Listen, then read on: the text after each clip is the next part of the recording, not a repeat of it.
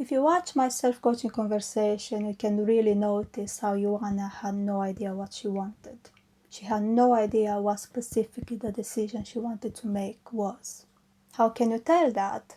The answer is quite straightforward. Just watch what Ioana presented as being the decision and afterwards follow everything she talked about. Because the two, although they looked quite connected to each other, actually I was in a completely different space. And I'm telling you this because I do know it. I was the one who was talking, I was the one thinking, I was the one who actually looked at myself and said, I have no idea what you're talking about, Ioana, because this was actually my reaction when I watched my own recording. And I saw, hold on, what's going on here? Because in my mind, while watching the video, the decision was quite clear. I wanted to make a decision about the role I wanted to play when showing up in these videos, but specifically was between two options. One was being myself and presenting the information from a place of this is what I know, this is what I believe, versus from a place of this is what you should do, this is right for you, this is what you should follow, which that's not Ioana. That's what I would call the role of a teacher. That's the term I use for this. I'm not saying this is what a teacher does, but that's how I translate that communication style to myself, just to give it a label. So what was going on? My mind was full of clutter, and my mind wanted to process the reality in which I was living in that moment in time.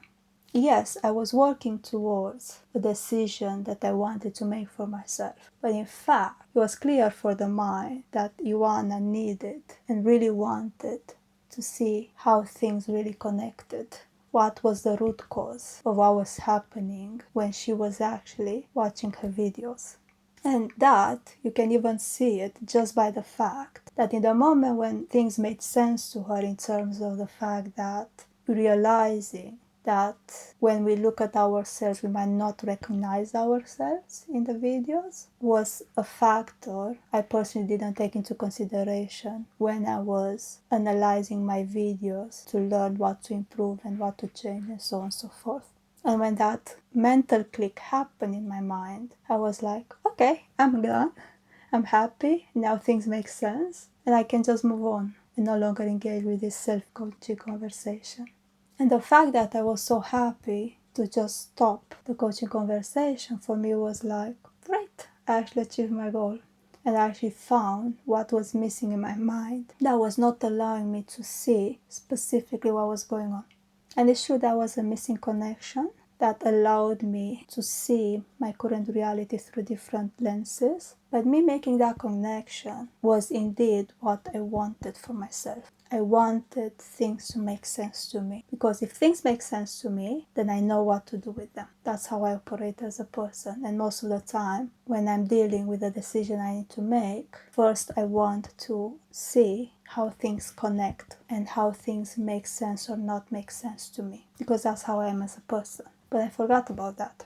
I forgot about the fact that for me this step of seeing how things connect is crucial for me. So yes, I did mention I want to do this, but in reality I wanted to do something else. And I'm glad that somehow my mind picked that up automatically, because otherwise I would have not been able to be in the space in which I am right now, in terms of being able to analyze my videos from a place that is no longer so altered by an assumption that is not really quite right. And I'm sharing all this because many times this happens to us, and I've seen this also in coaching conversations when people come to me and ask me to help them with their decisions. Many times when I ask, okay, what is the decision? What's the goal? What do you want to get out of this conversation? They actually start sharing all the context and the current reality of their life regarding that particular goal decision. And much later, I have to go back and ask them, so what do you actually want to achieve? I have to ask the question again, because many times we actually don't know what we want, but we know what is actually happening to us, and we need to process that.